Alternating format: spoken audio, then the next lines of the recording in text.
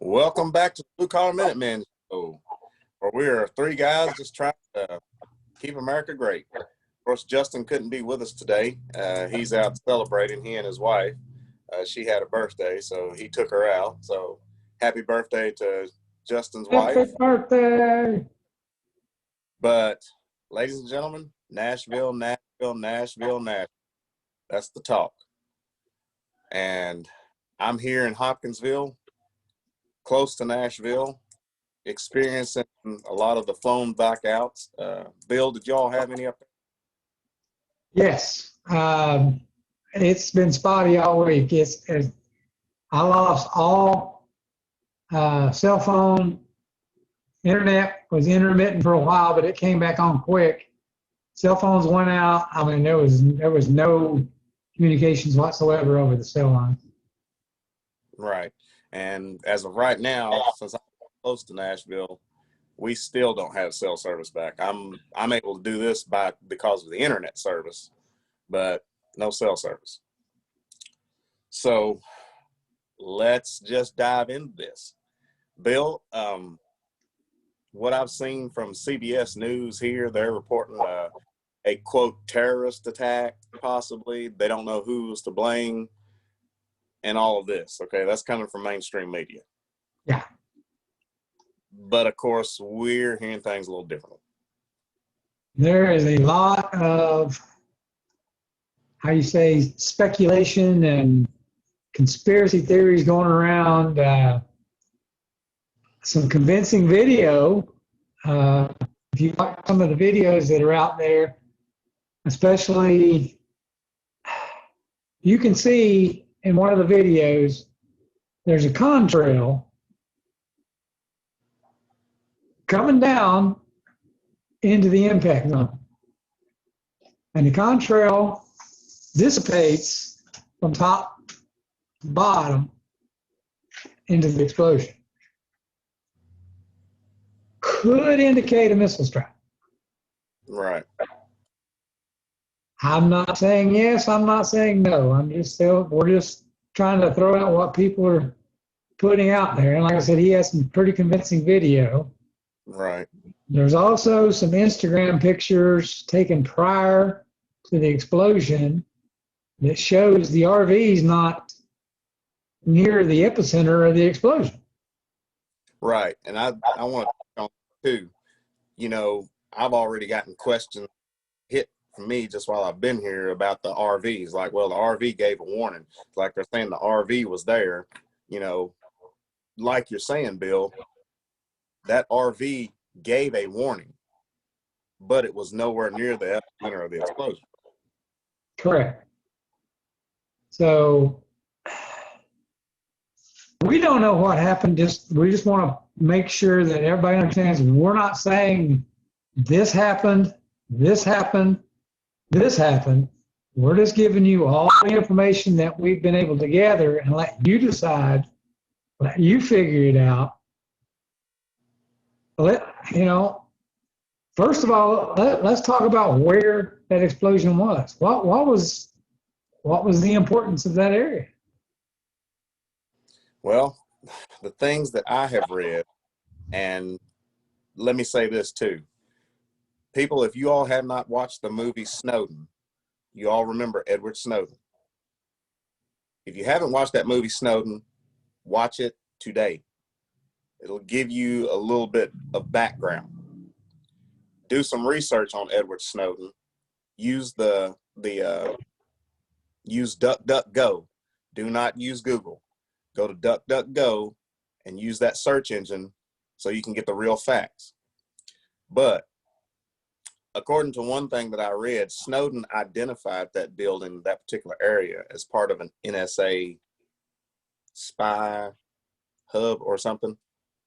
Where the data was collected and through the AT&T. It's part of the Patriot Act. It was where they were gathering all the information, where they were using the wiretaps for the Patriot Act, when it was where they could, break down phone conversations from different terrorist organizations, and all the data went through that hub there in Nashville. Right. Now, Bill, as I understand it, Georgia's getting ready to do the recount. Mm-hmm. Another thing that is that they were going to run their data for the recount Through the AT&T building in Nashville. right.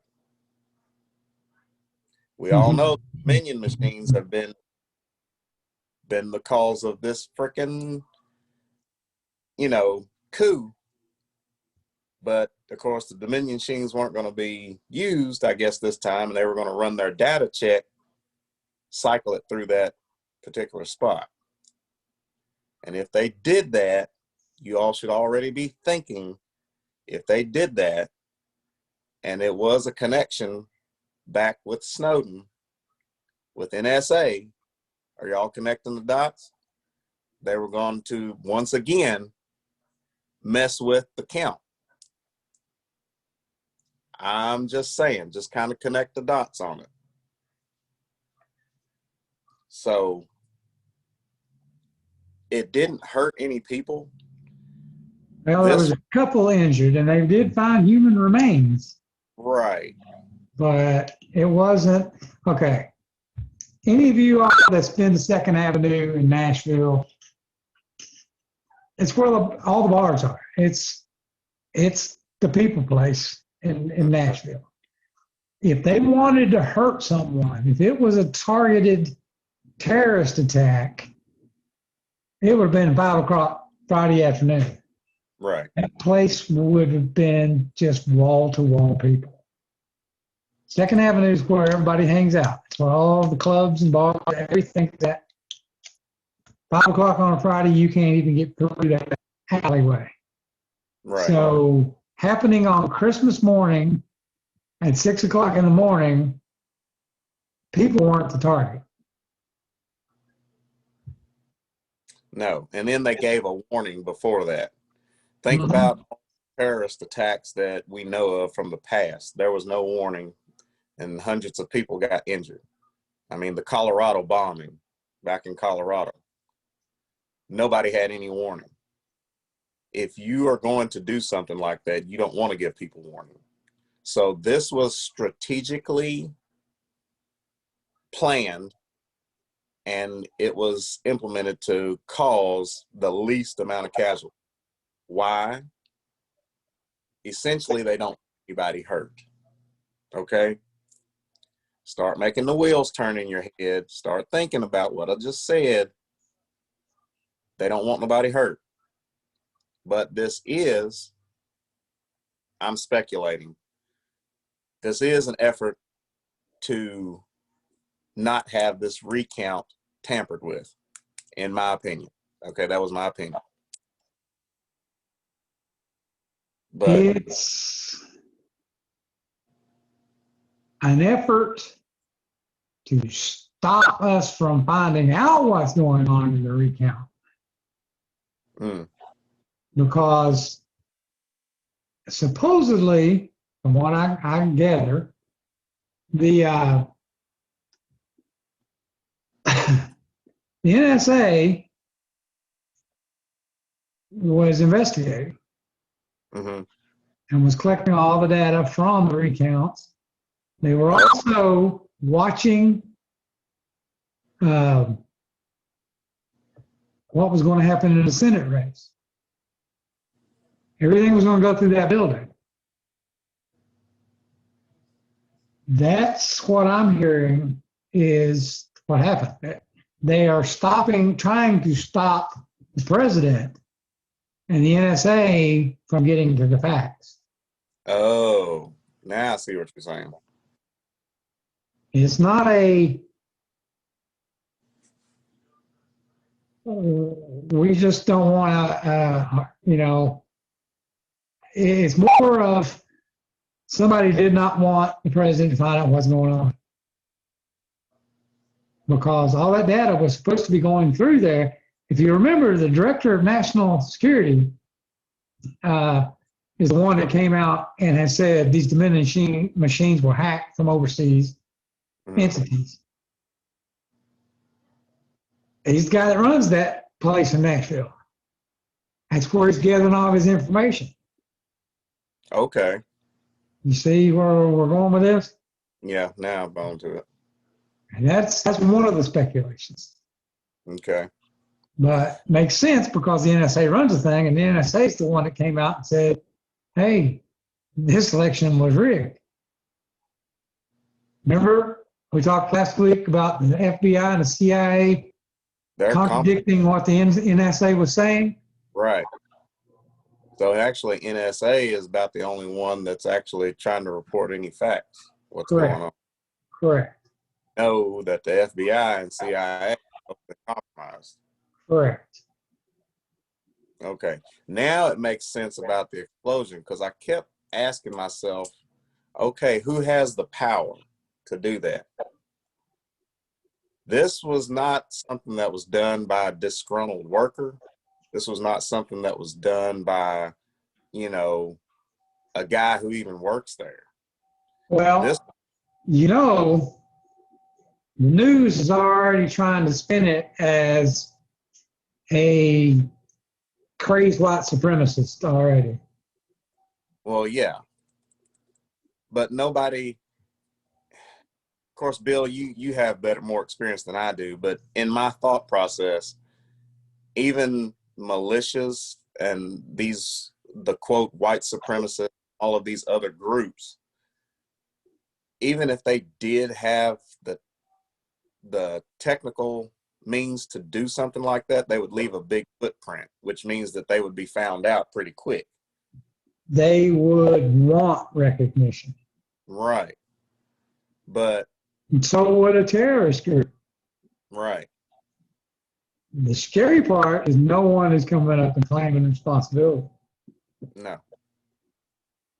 And of course, as we know, this was not something that Russia has done. No. This was not something that China has done. There ain't anything that can get, well, I said yet. Well, it's one of those things that if the money could come back to China, I'm not saying there's not a possibility. I'm not saying the money wouldn't come back to China, but have them directly do it. Right. It would take a professional person in espionage and a pro to make this happen. Okay. And whoever it was paid to do it. Like you said, to keep the president from learning what is getting ready to happen or is going on. And folks, this is just the beginning of it. We've been telling you and telling you that we're living history. This is the biggest point in our history right now, and you're living it. What concerns me is what's going to happen New Year's. I don't even want to poke that stick. Okay. So, but back to the Nashville thing. Of course, I was watching a little bit of the news this morning, and they were reporting the officers who were there on scene and who started getting the people who were in the area evacuated. Now, there's something else, Bill. They said that there was a 911 call of almost like a shots fired. Shots fired. Yeah, that's what they responded to was a call for shots fired. Right. And no one's been able to explain that part yet either. Right. But if you get officers in the area, then you have them there for when they started the recording of evacuation to get people out. So once again, there's no way that this was a terror attack. No way. This was deliberate, strategic, and planned, but also not to cause any casualties, as minimum as possible. This would be a very good military.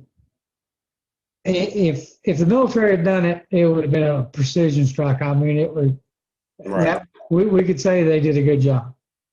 There wasn't very many very much collateral damage. They hit the target. casualties were low. You would say if the military did it, it would be a good mission. Right. Now, I'm going to just throw this out there. I'm not saying that this is in any intent as to what happened. So I'm not saying this is to what happened. But Bill, you mentioned about the contrail coming in. And I was talking to my wife about the explosion of it. Now, they said that some people were saying the explosion itself was not even successful at all. However, it knocked out service. But the wires and everything are all underground. Mm-hmm. So if, of course, we're not getting any information from ground zero, but if the RV was at the epicenter, just knowing what I know about explosives, explosions go this way. If you just put something on top of the ground and have it explode, the explosion force is going to go up and out this way. Okay? Maybe. It does impact under the ground, but how far it makes the crater is another issue. Well, Was it a shape charge or that's something? what I'm saying. You can put a shape charge in to focus everything down. Right. But if you just laid a bunch of explosions out there, you're correct. If you just had an RV packed full of explosives, it's going to take the path of least resistance. It's going to go up. Right. To go down, you got to put in a shape charge. Right. So that begs the question. Like I said, we're not getting anything around zero. If the lines are underground and the lines are supposed to be so protected, how was this detonation going to affect those lines if it could not somehow penetrate far enough in the ground?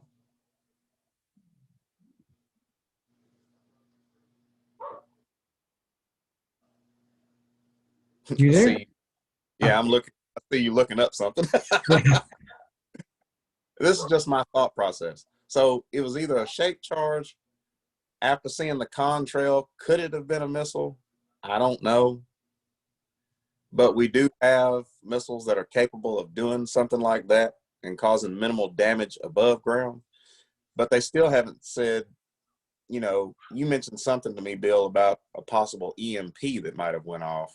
That's speculation, but then, like you brought up, they would have damaged a lot more, taken out a lot more electronics in the area. Phone service was the only thing that appeared to be affected. Right. So it was still a strategic strike. I think they pretty much succeeded in what they were attempting to do.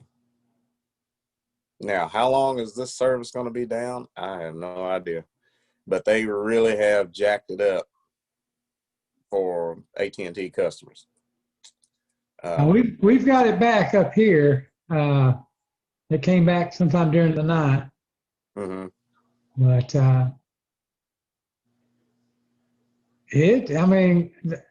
that's what we were talking the other day about. What'd you go by the other day? CB radio. There you go. Because there was a point when you and I and Justin were all trying to get a hold of each other and we couldn't do it. Right. Remember, right after this happened, we couldn't get a hold, and we finally went through the internet and was able to communicate through the internet. But at that point, effective communications was down. Right. Brings me to another thing too, and this is something we've talked about too. Our power grid is a disastrous mess network. After 9/11, they were supposed to do stuff to effectively fix the mess. But, the example of it is if that one building took out an area, Tennessee, Kentucky, and part of Georgia, that's just one spot. What could happen if something else was hit? You see what I'm saying? So this this is very important on several levels. We hope that you all out there watching are kind of getting an idea of how vulnerable we are grid wise. That's why we've kind of been saying, and you hearing people stock up on food, water, and that one colonel put out, have enough food and water to last you 10 days. Another thing too, Bill, is that someone told me, now I'm not for sure, you might be able to correct me, but someone told me that could also affect pumping stations for water supplies to different areas. Okay, everything is electronic today. It's through the phone lines, through the internet. It's just like people set up their home with the smart homes, they call it. Mm-hmm. All your stuff's controlled through the internet, through the phone, to whatever. You knock out all that system, it's not going to turn. You got to have power to pump stuff. You right. hit the electric grid, how you going to pump water? Right. Everybody's like, well, we can build a fire in the fireplace or whatever, and we'll be fine. But if the power grid goes, all the internet, everything goes, how are you going to pump the water out? How's those computers going to tell the pump down here when it's time to turn water on because the storage tanks are low? Mm-hmm. All of our stuff's interdependent. Yeah. And you knock out the power grid or you knock out the entire communication system, it's going to, we're done. Right. Trying not to sound all doom and gloom, but you all need to know these things as to how this stuff is interconnected. If you wait until the power goes out to start filling up jugs, and you've waited too long, because like I said, the power's out. You have water for a little while, but those pumps are all run by electricity. Right. So I live here, backyard's the lake. I've got several water purification units out here. I'm ready to pump if I have to. So. Oh, gosh, I'm telling you, I think everybody will be going down to the lake. That's where it comes from anyway. Just got to get it purified. Yeah. It's not that difficult. So. Well, like I said, this whole Nashville thing, people are really concerned about it. And something else, Bill, I was thinking about it before we started. There are people out there who have those conspiracy friends, and the entire time, years ago, they're like, oh gosh, here comes Ron. He's going to start his conspiracy stuff again. And those friends are now calling like, hey, Ron, what's going on? Yeah. I was just, while you caught me looking up here, is I got 2 more articles just coming out. If you look at this video, I wish I could share this on here. If you look at this video, it actually looks right. Okay, they got this cam, it's a traffic cam. It's shining through town, and it shows the skyline right there in front of the explosion. And you can see the explosion come up over the building. But you can see this contrail come down. I'm not saying that's what it is. I'm just saying it's pretty daggone convincing video. And, okay, I've already seen somebody say, well, it was actually when the explosion first went off, it threw something in the air and caused that contrail, that smoke to go up. But if it did that, it would dissipate from the bottom up. Well, this one dissipates from the top down. Right. And it's right there on the video. So like I said, I'm not saying one way or another. It's just something to think about. Well, I'm not saying anything that people don't already know. And of course, I had mentioned this earlier. Of course, I was talking to my wife, and her question was, well, how could they do that? I was like, well, once again, I'm speculating. I'm speculating on what Bill just said.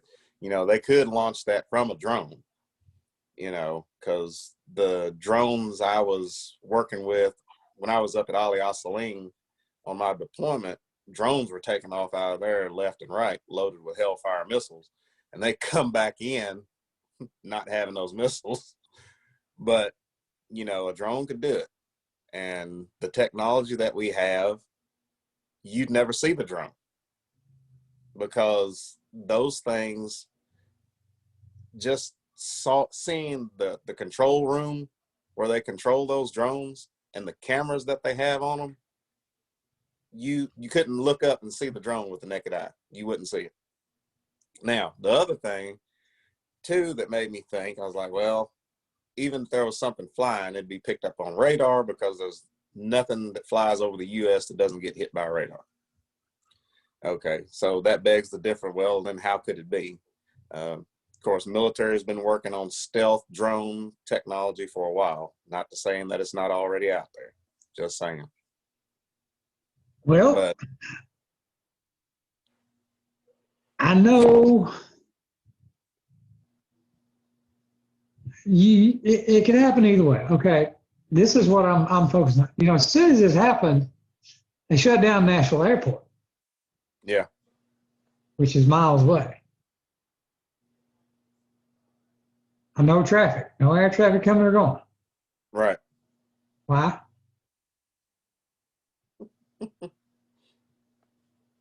Was there missiles in the air? Were there aircraft in the air? Was there a speculation they might hit the airport? I mean, That's a good question. Think about it. Why? Okay, like you said, they were looking at radar. Maybe they saw air traffic up there wasn't supposed to be there. They shut down the airport, shut down all incoming, outbound traffic. Right. Or, on the other hand, they could have, assumed if this was a terrorist attack, maybe they're going to hit the airport. Maybe you know as much as I do about it. And it's like, Right. But it's just when you start adding all this stuff together, it makes you sit down and go, Mm-hmm. Well, I'll tell you this, and you'll laugh at this. Carl has already told me, he said, yeah, they're going to blame either the Iranians or Russia's going to get the blame on this. And I just kind of like, okay. Well, you know what this article says? It says, no matter what the motive, no matter who did it, you can rest assured the media will find some white conservative gun owner to blame for everything. Right. It's all because he owned a gun and he's conservative. Even though it was an explosion, we got to have those high capacity mags. Those high capacity mags are now causing explosions. Yep. People, there's a lot going on. A lot. And we don't know all the facts. But we do know that this don't just add up.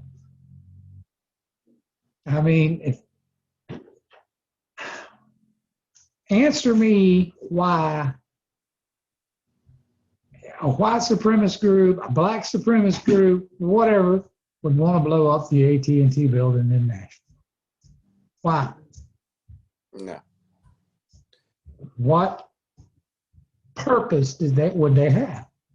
They were mad at their damn phone bill? I don't. before we start the podcast too, I looked up the definition of a cabal. And Mhm. I definitely believe that this is a definite cabal activity.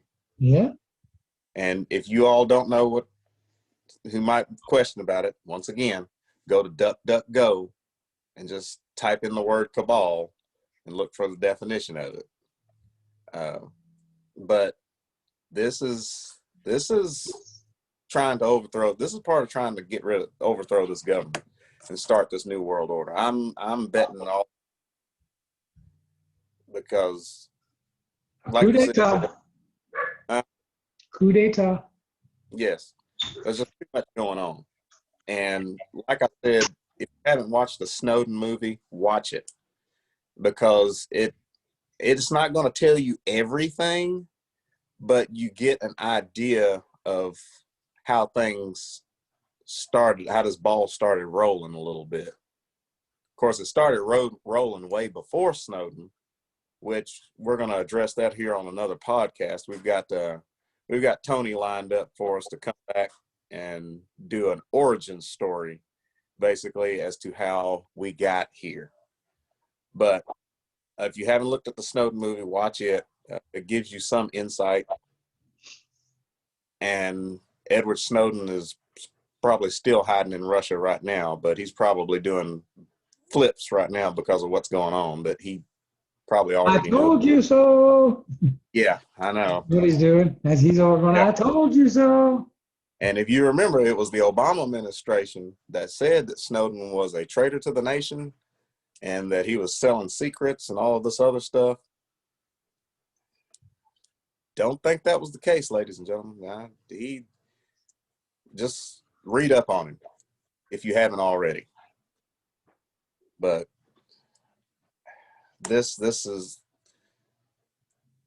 I'm curious to see what's going to happen in the next few weeks. Yeah, it's going to get worse before it gets better, folks. That's all Right. I can tell you. This stuff's coming to a head, and it's coming quick. Right. Like Elgin and I was talking earlier, it's not going to be a huge organized movement that's going to ignite a civil war. It's going to be one crazy person that does something that's going to force all of us to stop. Say that again, Bill. I think you broke up. It's going to be one person is going to do something so spectacular, so out there, that it's going to cause all of us to have to choose sides. And that's what it's going to boil down to, is something's going to come to a head, it's going to ignite something, and it's going to cause everyone to have to choose sides at that point. That's what I'm afraid of. At that moment, that spontaneous rush into war.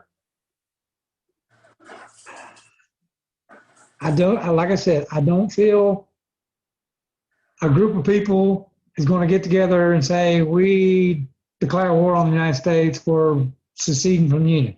That's not how this is going to happen. This is not how this is going to play out. There's going to be some kind of an event that's going to force people to choose sides. Kind of like in 1775? Kind of like that. They're going to start taxing our guns, and we're just going to have to say no. And then a couple farmers will raise up, and the shot will be heard around the world.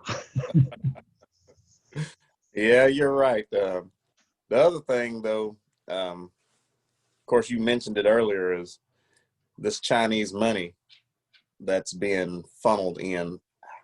I know we're talking about Nashville, but let's not forget, I saw photos again today of Chief Justice, him and Ghislaine Maxwell.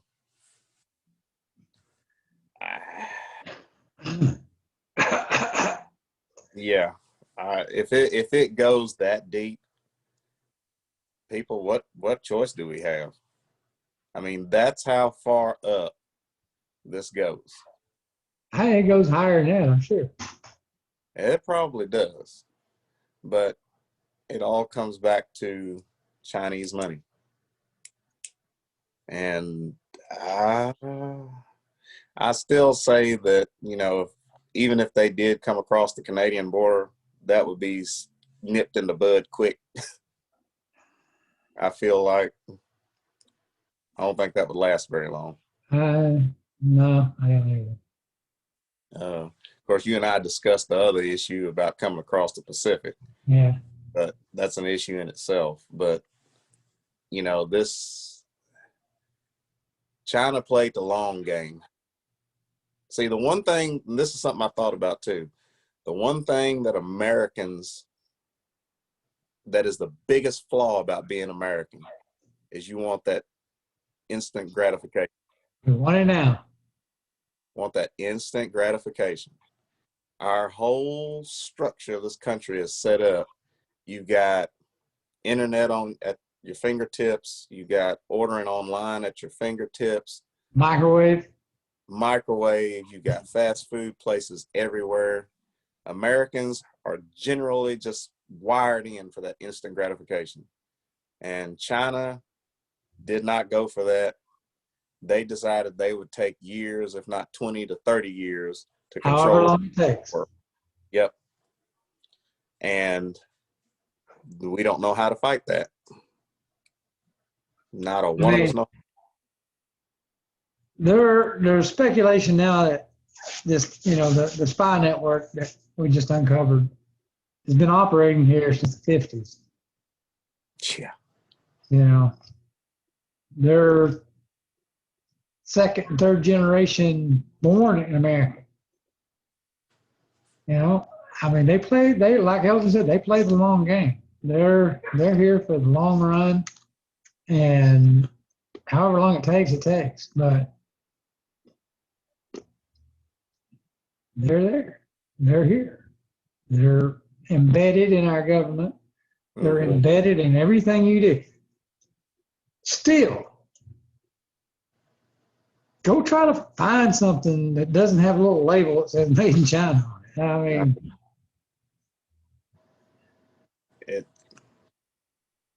I don't think you will find hardly anything that's not made in China. Even some of the stuff that's like made in America, if you really read on it, it says assembled in America, parts made in China. Yep. So, anyway. How much time we got left, Bill? Well, we've been at this for 40 minutes. Well, there's still a lot to talk about, but let's touch on that CDC real quick. Okay. I'm sure anyone was paying attention, what happened this past weekend, this few days? Christmas holiday. Oh, yeah. Yeah. He's watching the news. He's doing this. He's doing that. Let's throw this out during the Christmas holidays. This comes from the CDC. They're listing 330,000 deaths, COVID deaths. Mm-hmm. Okay? But then a spokesman from the CDC comes out this weekend and says, we can only confirm that 6% of that 330,000 died from COVID itself. The other ones were accidents, suicide. I'm reading this from the CDC website. Accidents, suicide, natural causes, and ODs, but the patient had been either assumed to have or verified to have had COVID. Those numbers were counted. The actual numbers at 6% of 330,000 is 19,800. So, let's throw that out on the weekend, keep our credibility, go from there. Nobody's going to be paying attention, so nobody's going to know. I think Joe said there's going to be millions die. Yeah. Well, we don't even have that big of a population, but anyway. Yeah, I know, because apparently he got more votes than Obama ever did. Oh, yeah, they got more votes than there are people in the country. Oh, Jesus. Like, this is insane. This is absolutely insanity to a degree where, you know, half of anybody never believed anything that we said. And now it's at the point where it's like, okay, now people are really starting to believe some things, and it's still hard to believe. Those guys might be right. It's still hard to believe. I even talk to myself or sit and think to myself. I do talk to myself. But I think this is too crazy to even believe. How? Just how? But the numbers and things don't lie when you start looking at them. Yep. It's like the thing I posted this the other day. It's like if there's 118 million people in the United States and Trump got 74 million votes. Well, I mean, that's registered people. Right. These are registered people. But Biden still won by like, what was it, over 10 million? Just do the math on that. It don't add up. All I say is be prepared, people. Yeah. My Christmas present. I love that. That's freaking awesome. I like it. I advise everybody to have one. Not only that. That was my Christmas present for my beautiful, thoughtful, wonderful wife. Bought me a gun. I was asking for Buy you ammo. a gun. You're good luck. Yeah. I was asking for ammo, but you can't find any of what. No, we went out this weekend looking for some ammo. I found 100 rounds, but it was like, well, we had some yesterday, and it went as soon as we got it on the shelf. And, I mean, people are ready. People are preparing.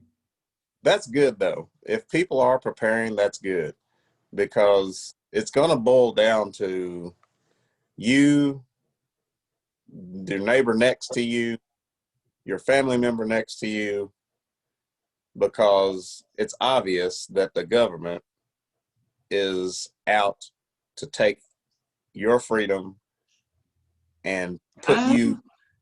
They're going to give you $600. Oh, Lord, don't start with that.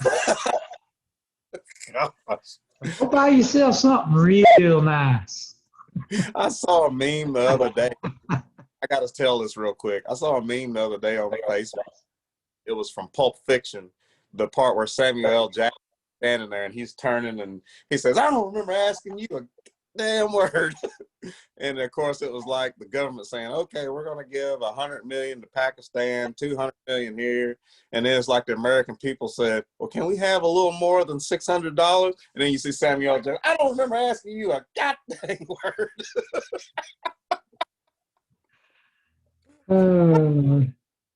Oh, gosh. But, okay, so bottom line, people, we're still getting reports on Nashville.